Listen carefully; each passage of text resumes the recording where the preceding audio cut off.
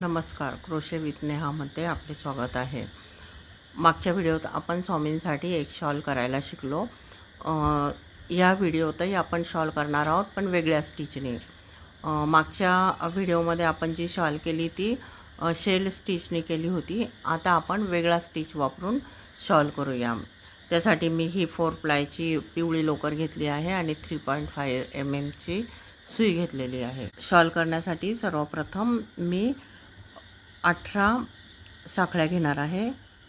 3 4 5 6 7 मी 18 साखळ्या घेतल्या आहेत. आता ह्या 3 साखळ्या सोडून पुढच्या चौथ्या साखळीवर आपल्याला एक खांब करायचा आहे. नंतर प्रत्येक साखळीवर एक एक खांब करायचा आहे. डबल क्रोशानेच आपल्याला ही पूर्ण शॉल करून घ्यायची आहे.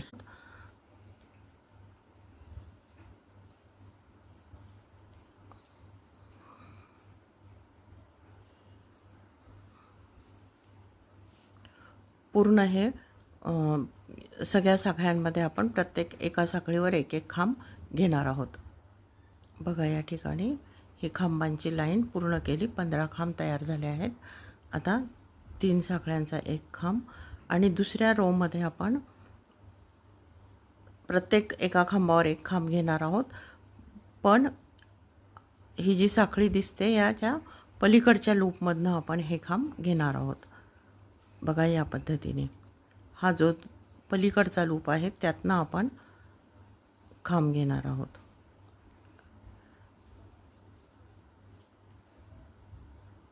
बघा, या पद्धतीने या लूपमधनं खांब घ्यायचा आहे. या पद्धतीने आपण हा रो कंप्लीट करून घेऊया. बघा, हा दुसरा रो कंप्लीट झाला आहे. आता तिसरा रो 3 साखळ्यांचे एक खांब डबल क्रोशेनेच आपण ही पूर्ण शॉल करणार आहोत. आणि तिसऱ्या रोलाही परत आपण पलीकडच्या रूपमधनंच आपण डबल क्रोशे घेणार आहोत. प्रत्येक खांबावर एक एक खांब.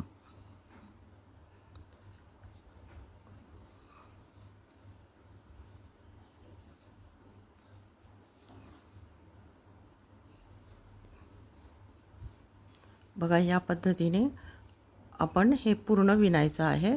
पलीकडच्या रूपमधनं फक्त डबल क्रोशे घेत राहायचं आहे. 15 साखळ्या मी घेतलेल्या आहेत आणि साधारणपणे 10 किंवा 12 इंचापर्यंत आपण ही विणायची आहे. 4-5 इंचाच्या स्वामींच्या मूर्तीसाठी ही शॉल एकदम फिट बसणार आहे. बघा, नवीन शिकणाऱ्यांसाठी खूप सोपी विण आहे ही.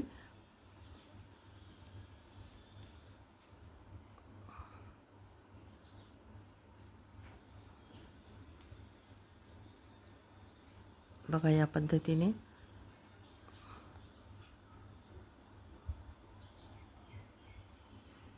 बघा, हे असे डिझाईन तयार होत जातं. मी आता अजून 1-2 रो विणून दाखवते. बघा, मी ही पूर्ण विणून घेतली आहे. साधारण 10 इंचापर्यंत ही विणा 4 ते 5 इंचाच्या स्वामींच्या मूर्तीसाठी ही खूप छान बसते. याप्रमाणे डिझाईन तयार होतं.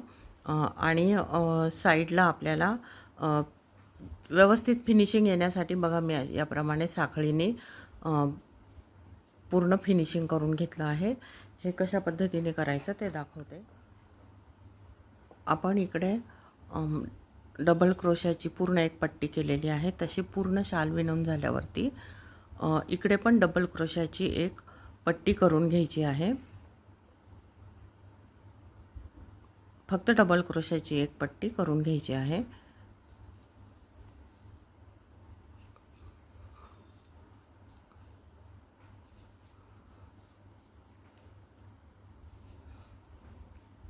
म्हणजे बॉर्डर सारखी ती दिसणार. म्हणजे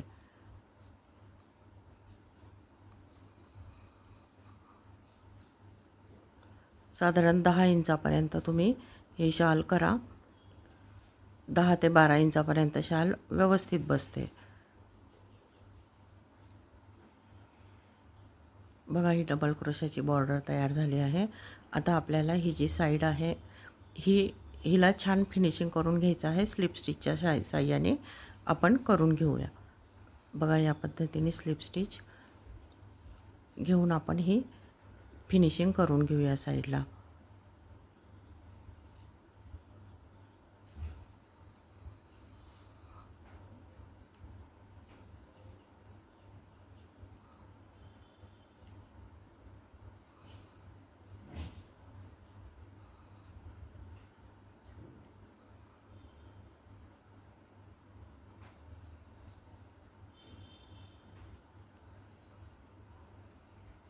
ही अशी साखळीची अशी फिनिशिंग तयार होते.